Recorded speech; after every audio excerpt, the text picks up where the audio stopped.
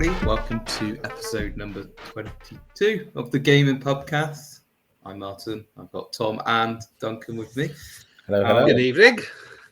Had a good week since we last spoke. It's been a very good week for gaming, yes. Happened, isn't it? Don't know if you want to just jump straight in, or do you want to go through what you've played the last we last spoke? Well, I've been playing Receiving My Steam Deck back, so getting that set up. Easy. Yay! A 19-month-old Steam Deck, and they replaced it because there was a problem that I've had since it was about 1 month old. It's good service. Fantastic service. And it's gone all the way to Prague, and then a new one's come all the way from Netherlands. So very happy. Well done, Steam. Yeah.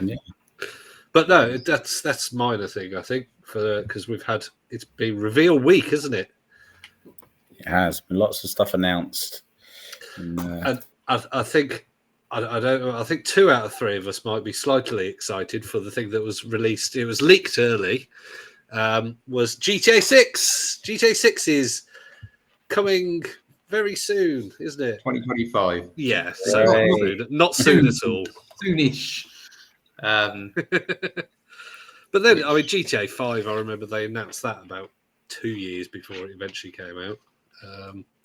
So that's why they've just tried to be as general as possible, I think. It's going to be in Vice City, isn't it?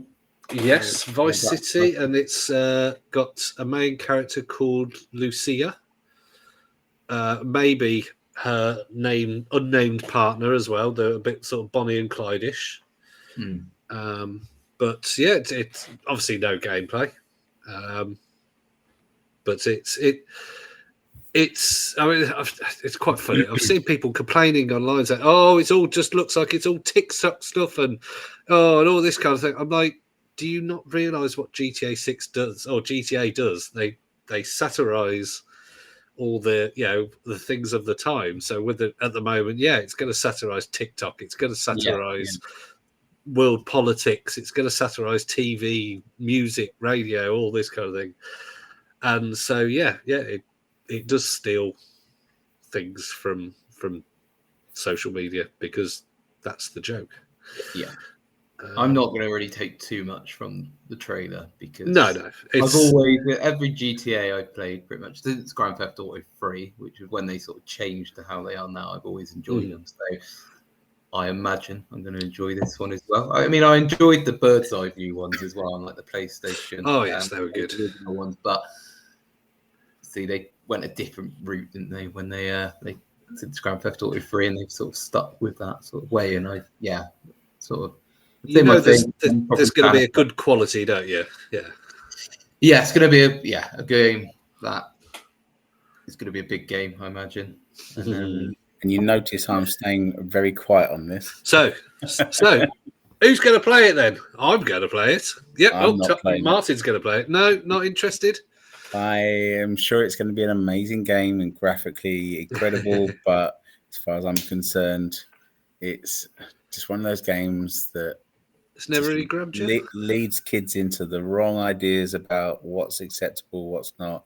I'm going to kill my gaming cred here, and I just think it's one of those games that too many parents do not restrict their kids from playing and should. I agree. Yeah. And I knew somebody who worked in the local game store. Not very well, but I chatted to them about things like gaming, and they said the amount of parents that come in and just little Timmy's there who's about 9 years old, and they go, and they'll say, this has torture, male, like rape, torture, violence, all sorts in these games. Yeah. And they'll go, oh yes, but little Timmy really wants it. Like, are you listening to what I'm saying? Now, one thing I would say is my 5-year-old, I have let him play the races on GTA. Because on GTA Online, you can play racing games. Yes, you can play games where you're shooting and all this kind of thing. But there isn't any swearing. I turn off any voice chat. And I hope technically, my 5-year-olds play GTA. I mean, I wouldn't let my children play it, but I do hold the opposite opinion that people play games, it doesn't mean they become bad people. Like, yeah, I don't think there's any link to it. Yes, I mean, I'd agree with both of you. When I just think that if you're allowing your kids to play this, you're saying subconsciously to your kids that those types of things are acceptable in society. And it may not be the masses that have that connection to it, but there will be a handful of people in different towns across the country that will say, that's acceptable, and they will go out and commit those crimes, and it will lead to other things. And I know it sounds really lame, but I just can't bring myself to play things like that I think lead to those things. I agree that there will be people, they will be a minority, but I think those people would exist regardless of Grand Theft Auto or not. I think it exacerbates. Probably the crime level and stuff like that has happened throughout time where we haven't had games like that.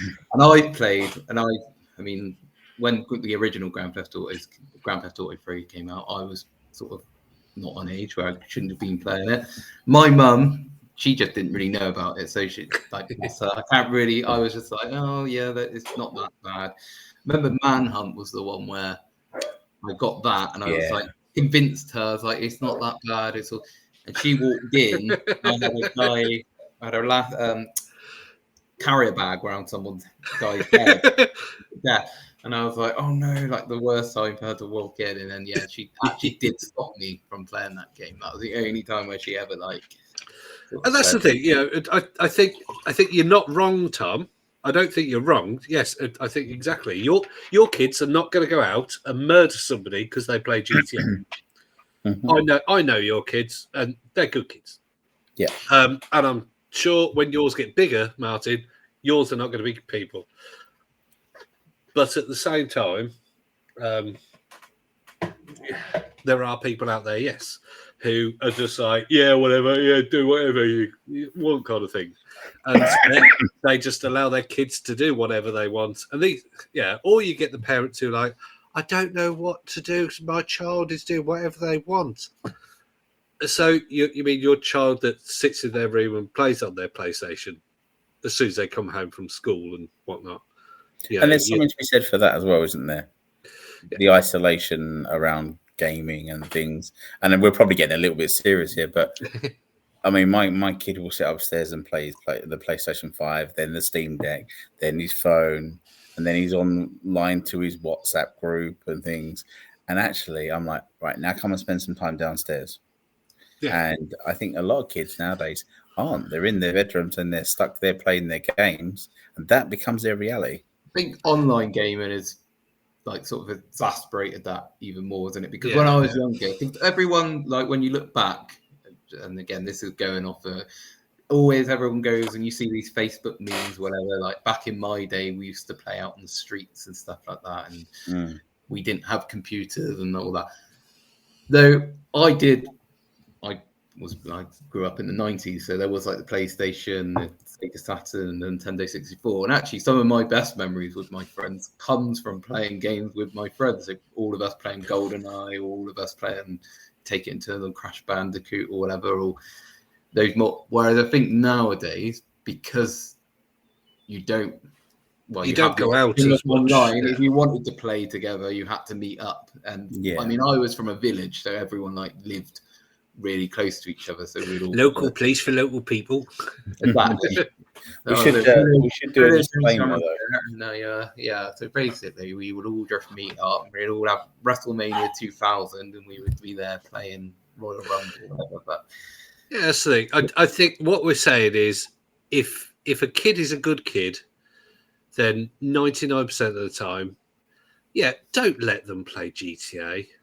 But equally, if they sneak it in, and let's face it, most kids are going to sneak in some kind of game, it ain't going to make most kids a murderer or even just violent or whatever. But at the same time, it might make your kids, think, it's all right. I go 70 miles an hour in GTA.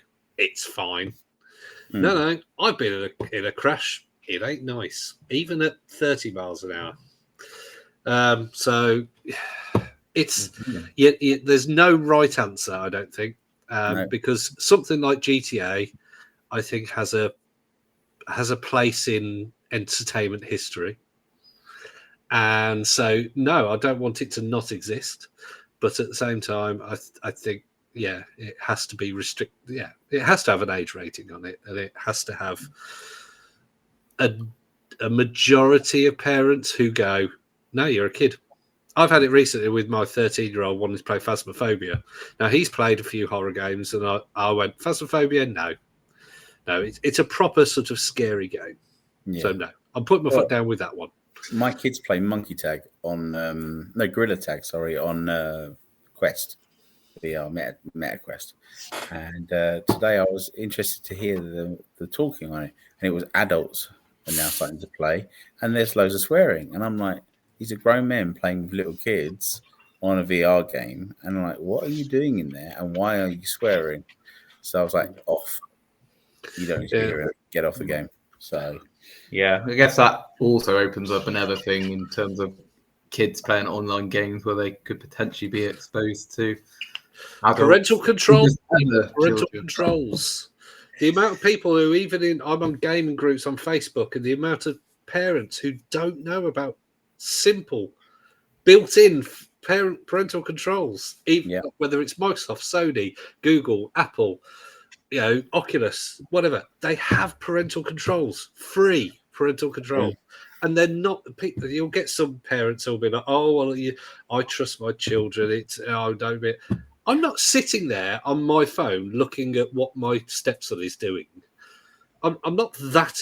But at the same time, if I'm like, do you know what? I haven't seen him at all this week, or he seems to be acting a bit funny, I can go on and see what he's played. I can't see screenshots and all that, but I can. Yeah, if he's been playing something like GTA on the PC, I'd know. So, and then you'd be asking him why he hasn't given you a go. Yeah, exactly. Well, I've actually said to him, I said, I own GTA 5, and I said, you can play the online. I said, if you want, at 13. I said, but you can only do, you can do the races. I said, or you can do other things with other online things with the chat turned off. As long as chat's turned off, you're fine. I said, but you can't play the story. Yeah, you're too young. Yeah. But when he's probably 15, I will allow him, because we've watched some 15s with him, and yeah, he's fine. He's a massive nerd, so he doesn't mind. He doesn't mind me saying that, because he says he's a massive nerd. So nothing wrong with a nerd. Exactly. So anyway, that was GTA 6. Sorry. Just the Game Awards in general, in terms of, should we go through like the winners, or do you want to just go through the reveals? Well, I think the big winner was game of the year, wasn't it? It was Baldur's Gate 3. I was going to say it was a big night for the games that you play, Duncan, because Baldur's Gate 3 won Game of the Year, and then Alan Wake 2 won quite a few. Yeah, it won Best Direction, I think. Best Game Direction, Best Narrative, Best Art Direction. It was, and those are all the ones. It's not the best game in terms of gameplay. It's very good gameplay, but Baldur's Gate 3 has the more open game, and just altogether is a better game. But the graphics and narrative and all that kind of thing in Alan Wake, fantastic game. Hi-Fi Rush won Best Audio Design, which never played Hi-Fi Rush. It was a music action. It was a music rhythm action game, so you had to attack people on the rhythm of the music, and I've got rhythm. So yeah, no, I wasn't very good at it. No. I hear Alan Wake's getting a new Game Plus mode, which is nightmare which level. Apparently adds a new narrative or new part of the story. So that's it. Yeah, it's called the Nightmare level. But should I put myself through that though? Yes, completely. Okay. It's just new. In fact, it comes out tomorrow. Ask you, Tom, because I know you're a big VR fan. Best VR game, Resident Evil Village. Yes. And it had Gran Turismo 7, Humanity, Horizon, Call of the Mountain, and you have Humanity, don't you? Yeah, you have Humanity really in VR. I've not got it in VR because I don't have a PlayStation VR 2, but I hear it's coming to the Quest, so that's exciting. Cool. because that fantastic. We talked about that before. Basically, Yeah. lemmings with people. Lemmings with people, definitely. And we've got a new Blade game coming out as well. Yes. Yeah. Arcane Studios. Yeah. So hopefully Is that that'll Xbox exclusive then? Or... Well, yeah. The people they haven't specifically said it's exclusive. They've just announced it. And I'm leaning towards I think they probably will make it exclusive just because PlayStation's big thing is Spider-Man. So yeah, as well as God of War, which also had DLC. But so I think Xbox will go, yeah, we've got Blade, unless it's not very good. Unless it's, And I know something that you both sort of I think you're quite excited for, Tom, and I don't think not so much for you, Tom. It's the Jurassic Park. Yeah, I'm looking forward to it. I really hope it's got a VR mode on PlayStation. Is it an RTS or is it an action game? Or have they not said? I didn't see that. It's an adventure game. It's a survival adventure game. It's kind of a Resident Evil set in Jurassic Park. It's the dinosaurs. It'd be like Dino Crisis. Dino Crisis then. Yeah, maybe, straight away. It's set 1 day or 2 days after the first Jurassic Park movie. And I believe you play a female character who was a scientist that's trying to get back out of the island, which I can't remember the name of. Isla something. Islasaurus. But yeah, it's graphically okay. Most of it was a rendered run through. Going to make a game like that in the early 2000s. Isla Nublar. That's the one. They made one on arcade. And then, so is it going to be like that, or have they not revealed enough yet? I mean, I haven't actually. Right at the end of the trailer, they showed a bit of gameplay, and it did look really good. Okay, so, excellent. We'll see. And obviously, you got the Jurassic Park Classic set as well that's just come out, or just about to come out. Oh, is it like the SNES game and all that? Those ones. Yeah, it's got the Mega Drive, the Game Gear. I think and I hope it's got the 3DO Panasonic 3DO version because that was an amazing game. But I'm not sure what's on it other to that. But if we're going to go by Tom though, what's best for Tom? Sega, have got they're updating some of their biggest franchises. So we've got Shinobi. You want to see it? Looks like Dead Cells, basically, I think. Thumbs up for that. Yeah, thumbs up for that. Golden Axe, a 3D version of Golden Axe. Love Golden Axe. Yeah. That's good. Yeah. Crazy Taxi, which was already 3D and crazy. So I think thumbs up all around with that. Jet Set Radio. What looks similar, just updated graphics, but looking forward to that one. A few more mechanics. And Streets of Rage. All coming up to the 3D era. Well, they had a Streets of Rage 4, didn't they? So they did, but that was still sort of the 2.5D kind of thing. Yeah, I really enjoyed that game. It was good. It was good. So, yeah, I mean, I'm happy with you guys, but I'd love any of them. And the fact that Sega big game or whatever they're doing, or are they going to be releasing them individually? Or... I think individually. I think Shinobi, as I said, looked a bit sort of like Dead Cells kind of thing. Yeah. So that'll probably be some kind of roguelite, which means be a game that people can repeat over and over. But yeah, no, I think they're all going to be hopefully. Rumor has it with Sega, they're going to be doing more than just those games over a period of time, with the idea being that they are going to release a virtual console. Ooh. That's the rumors I've been seeing on. Do you think it'll be a bit like Antarcade kind of thing? Possibly. I think what they're looking at doing is updating their franchises so they can sell the old style with the new style and bypass the other machines by offering a streaming service or something like that. And I think it could really work. Well, they've been very close to Microsoft recently, so I reckon they'll be all. I reckon they'll either be very close or they might have done a deal with Microsoft. Microsoft have gone, yeah, we'll throw some money if we can put them on Game Pass. Maybe. Sega hasn't had a lot of money for many years, so yeah. I mean, you can they're not compare about to go. They're not about to go bust, but they're not making hand over fist like they were in the 90s. Game-wise, I think you can compare them to the most recent Atari kind of game release, things like that. That's the level they're at the moment. But merchandising-wise, Sega's up there with Nintendo. So I think we're going to see a massive turnaround soon. Now, if we're going to go by one that I keep my eye just always returns to, Supermassive Games in the world of Dead by Daylight, stupidly, because I'm stupid, a horror game, obviously. Of course. The casting of Frank Stone. So it's a horror game by Supermassive Games. So be a choose your own adventure, basically.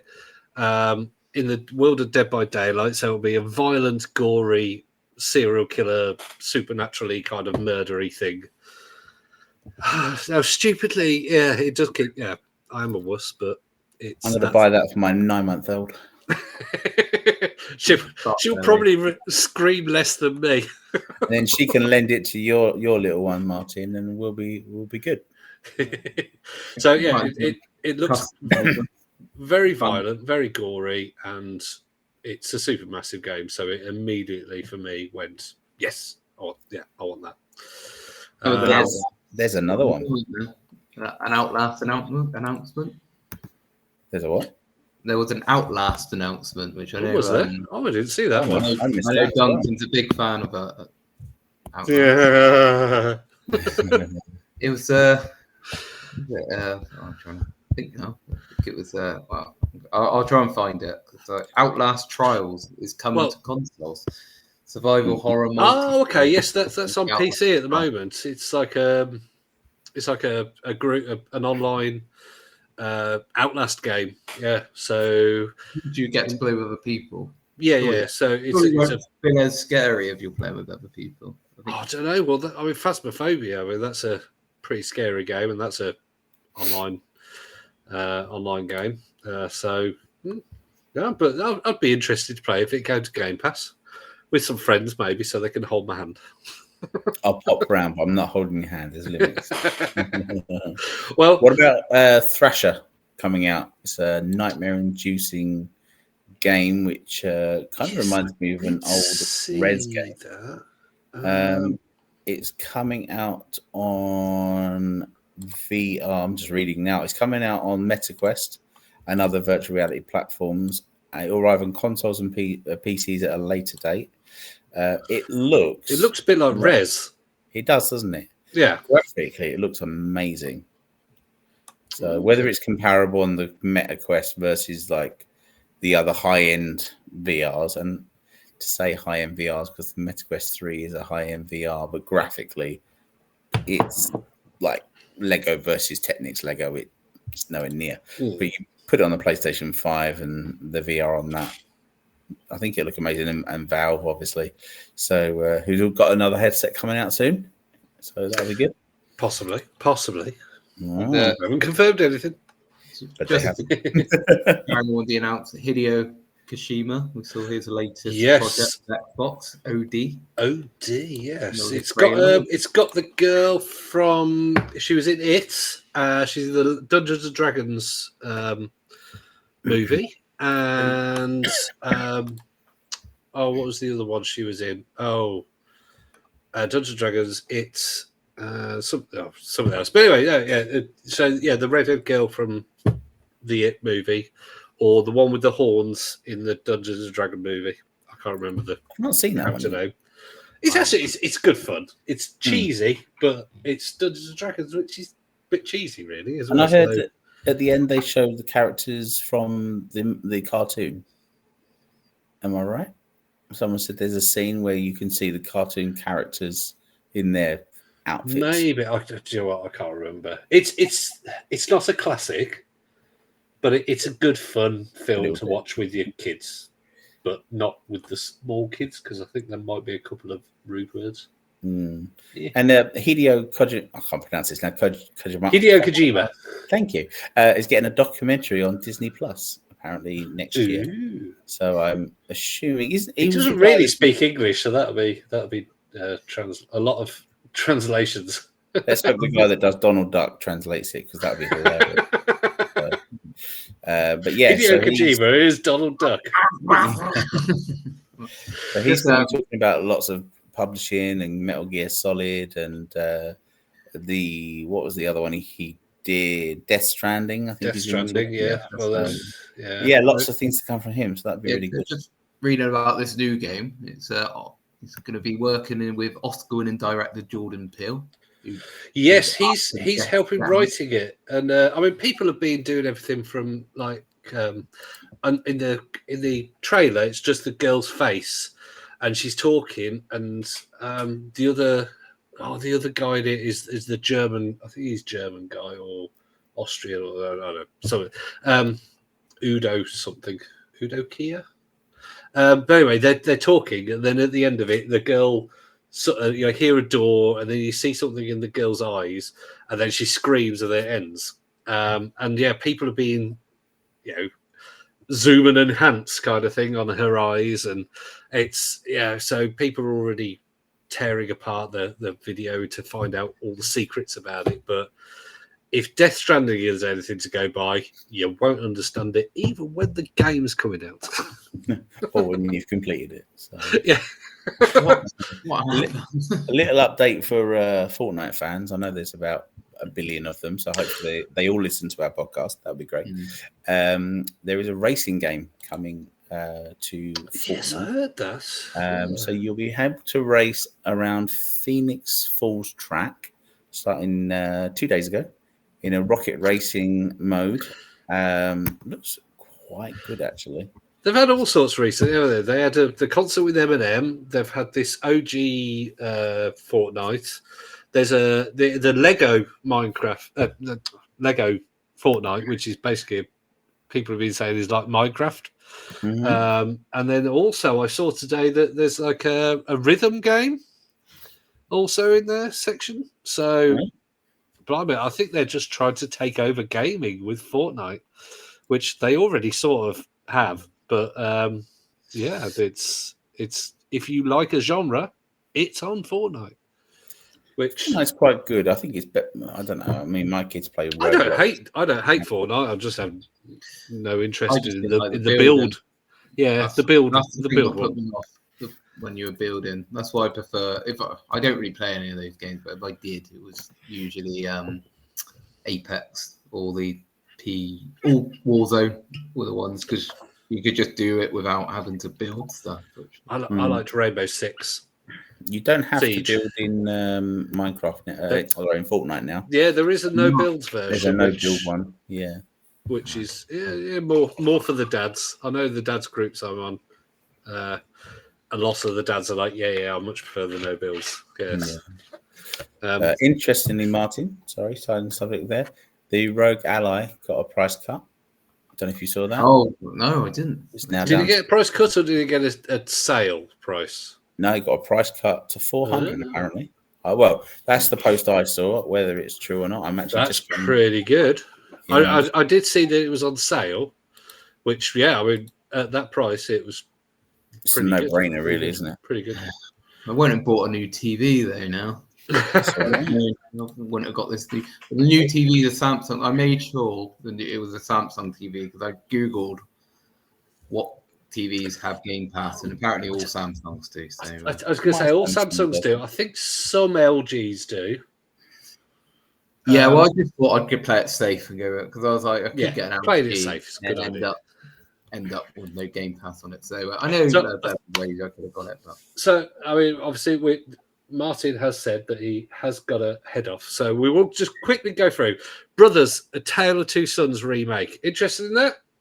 I am personally. Love that game. Absolutely brilliant game. You control two characters, one with each stick. Very good puzzle game. Rise of the Golden Idol.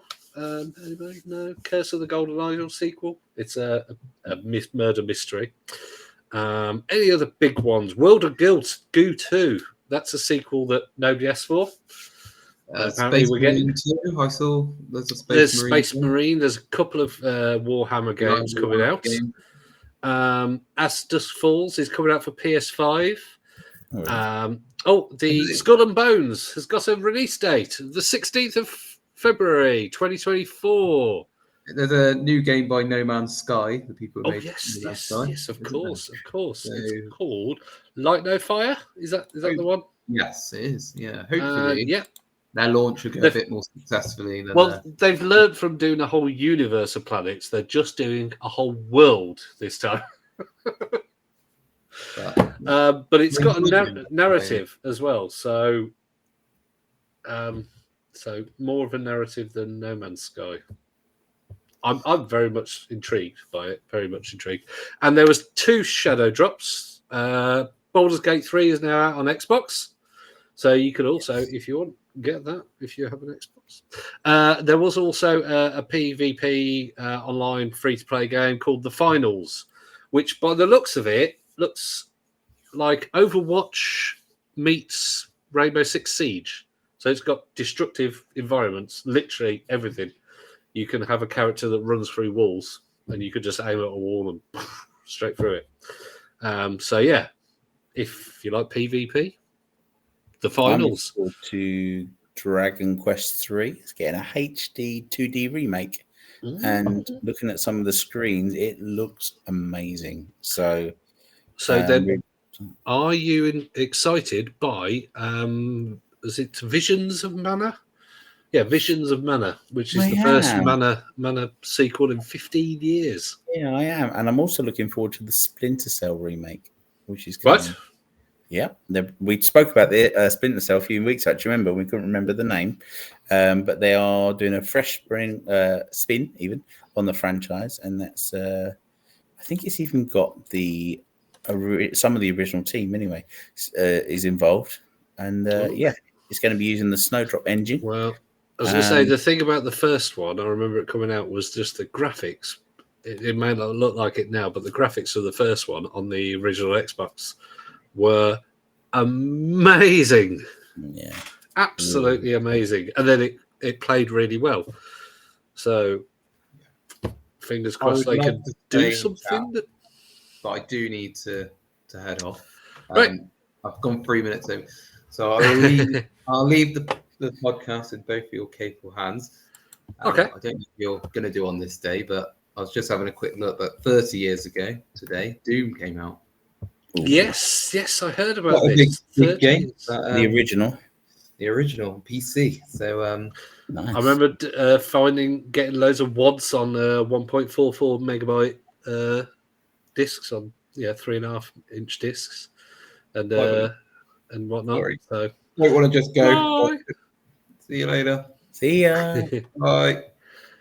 And speaking of Doom, the original Doom is getting an ultimate update with better graphics, some missing stuff that only was on the Jaguar release. Isn't there already an ultimate Doom? I think this is official, but I could be wrong. So no, there was Ultimate Doom. I think you actually could buy Ultimate Doom. I think you could, but this one is. So this is the ultimate Doom. Yeah. Isn't Metal Gear Solid getting another game as well? Well, does Kojima own that, or do Konami own Metal Gear? Because I know that obviously there's a Silent Hill game in the works. Yeah, and the remake of Silent Hill 2. So I think Konami own Metal Gear. I think. Yeah, Metal Gear Solid Delta Snake Eater. Apparently, that's what's coming. That's going to contain. That sounds like it's going to be one of these things that's like all action and no confusing storyline. Which you can't have a Metal Gear Solid game without a really confusing storyline that you have to look on Google as to what it means. Oh, exactly. I mean, I remember the PlayStation 1 that came as a boxing, and it took so long to load. They had like a 3D render of his face, and you could do anything to his face. You can mess around with it. But it took so long for the game to load. By the time you'd finished, you just wanted to destroy him. So I won't tell you where my mind went there when you said you could do anything to his face and mess with it. No, I'm not going to go there. No, the first one, as in Metal Gear Solid, not as in Metal Gear.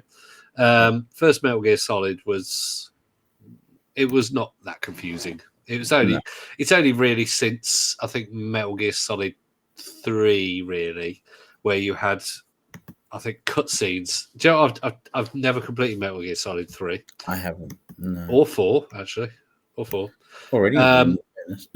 I've completed 5, but generally, yeah, I've heard that there were 20-minute cutscenes or something on Metal Gear Solid 3. Yeah. And no one wants that. No, I can't even cope with life for that long, let alone a game. There's one thing that Hideo Kojima does. It's how can I put it nicely? Intricate storylines. Let's just say that. He goes on a bit, doesn't he?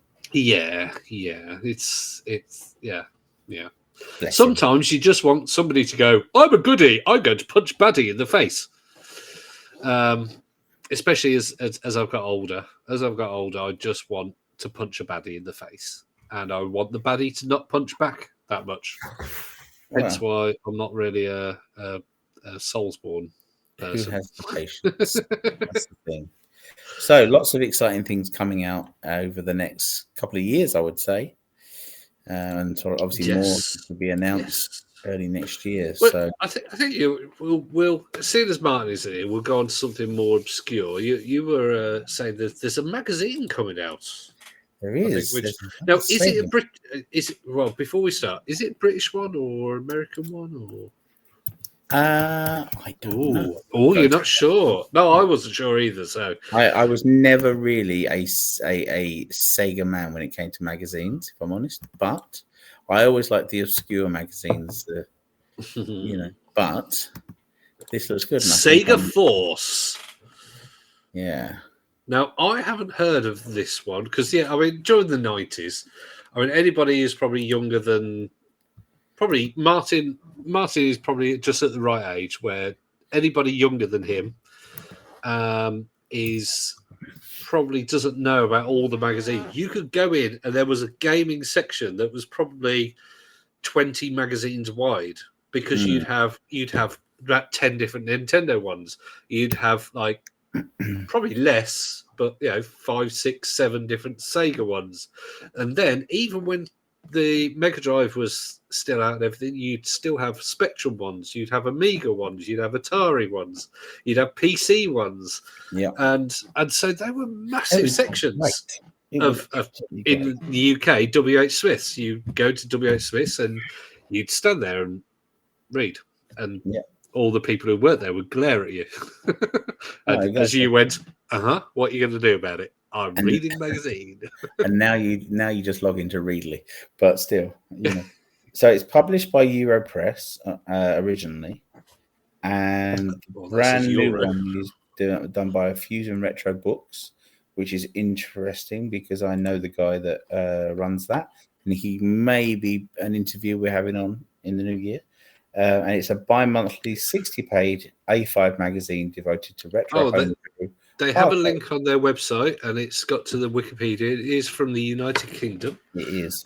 It was only out for a year and a half, 19 issues. It is a bit of a strange one to bring back, isn't it? It is. These are the guys that run the Amstrad magazine and the Spectrum magazine, the Fusion. Oh, okay. So it's a bit like the coffee book kind of things. It's that's their thing. Yeah, I mean, Chris, who runs Fusion Books, is an incredible guy. And he did all the Ocean Software books, US Gold, things like that. And you can go to, actually, it's one of my bugbears. You can go to WH Smith and they put the Fusion Amstrad magazine in the comic section. It's really irritating.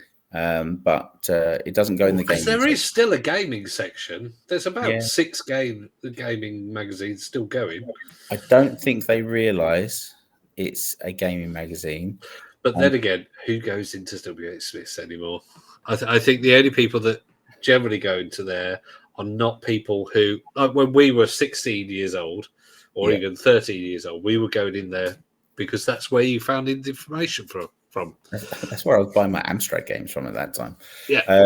But yeah, I mean, I go in there to get a couple of magazines that aren't on Readly, but they have to be like, they've got Amiga magazine, or I think it is, and they've got another one that's all about it's retro tech and gaming, and it goes into graphics and things like that. I can't remember the name of the magazine, but they also have Fusion. And I am pedantic, and I did say to the manager, "What's that doing over there?"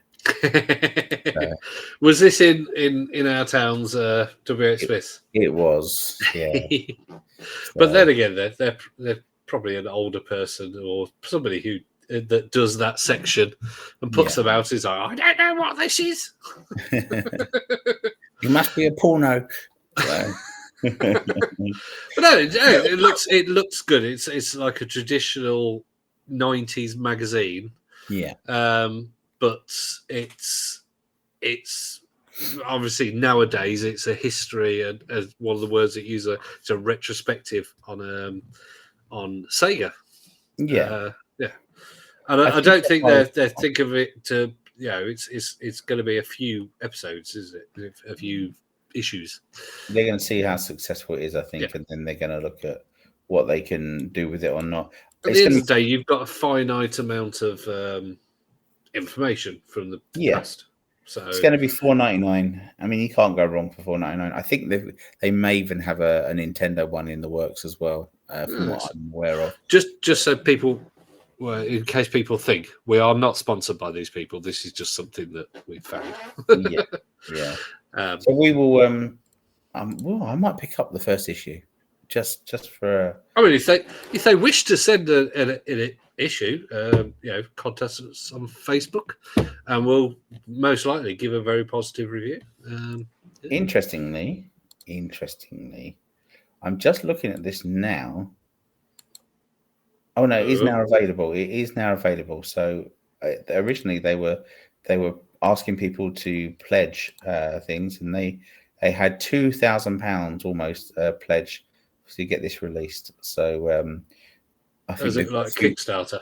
Yeah, so I think they've got a few issues in them to go. So how expensive can it be to run per issue? I can't see it being much. So. Sounds good. Yeah, I do like having the coffee book, the bitmap book, point and click, sort of reinvigorated my reading, because I certainly had stopped reading things, and the bitmap books point and click that I've got, it's fantastic. It's interviews and whatnot, and I really like it when they because nowadays when you're interviewing people who were probably in their 20s or 30s back in the 80s and 90s, they're now in their 50s, 60s or whatever. And it's just interesting to find out what it was like, because people say about how games are buggy nowadays, and it's like, well, because back in the day there would be one person for art, one person for programming, one person for sound, and then one person for managing them and making sure everything was fine. And that would be a game. And at most, if there was a big budget game, they might have, I don't know, we might be able to ask somebody in the future, but there might be 15 people working on a game. Nowadays, if you have less than 15, you people working on a game, you're big news because you're an indie developer working by yourselves, kind of thing. Yeah, it's a big budget nowadays, isn't it? There's very few indie developers that make their mark because it's very hard to do so. So it's hard to get noticed. I mean, if you go on itch.io, however you pronounce it, you should see a doctor about that. It's awash with thousands and thousands of bedroom developers, and unfortunately it shows because most of what's on there is tap, but there are gems on there And sometimes things like Stardew Valley, that was one guy, literally one guy. But anyway, and I love reading things, and you find out things about like the point and click games that I'd never heard about. And I can imagine this kind of magazine is you hear that kind of stuff. I like hearing stuff about the development behind things like FMV games and failed consoles and peripherals that they never released and things like that. So it'd be interesting to see what we get on there. So maybe we can review the issue. Well, I mean, if you want to, we should link them into and say we were chatting about them. I'll give Chris a call or a message even and see if we can review the magazine. Have a good read. So well, I think it's been a busy week in terms of reveals, and as dads, I think we're mixed reviews of the GTA 6 reveal, but I think we're all on the same wavelength with that generally. And gaming dads, gaming awards. Sorry, gaming dads. That's got that. I've got that on the screen in front of me. Gaming awards. Yeah, there were so many reveals. I would say one thing is, I think I said to you earlier, is that most of it was cinematic trailers. It was probably sort of 80% cinematic trailers, and some of them did have like a few seconds, and I wasn't particularly impressed with that. But who knows? It was good to know that these games are coming, and I'm looking forward to playing the new Avatar game. I haven't bought it, but I'm going to. Well, apparently, it's getting okay reviews. It's nothing special. I think that's the thing. People say, reviewers say that it's beautiful. It is one of the best looking games you'll be able to buy. Because that's the film. The film is one of the best looking films you'll be able to see. Yeah. But it isn't going to be one in 10 years' time. You're not going to be playing it going, oh my God, do you remember this? Most people will go, yeah, I remember that. It was all right. Interestingly, an article I saw the other day. Do you remember MotorStorm on the PlayStation 3? Yes. And someone was saying MotorStorm Pacific Rift as well. Yeah, that's it. And there was another one that was set on the PSP in like an ice environment. But anyway, someone was saying that although it's aged quite considerably, graphically it still holds up, and also gameplay wise, it's amazing. Yeah, I mean, they were show off games. MotorStorm games were show off games for the PS3. I mean, the thing is, when in the days of things like your grid games, your Forza Horizons, your Gran Turismos and whatnot, it's no one's going to go back to that because there's nothing else.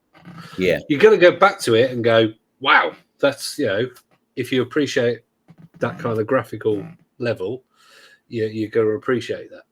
Yeah, I still have my PS3. And it doesn't go anywhere. For sentimental. I never owned one.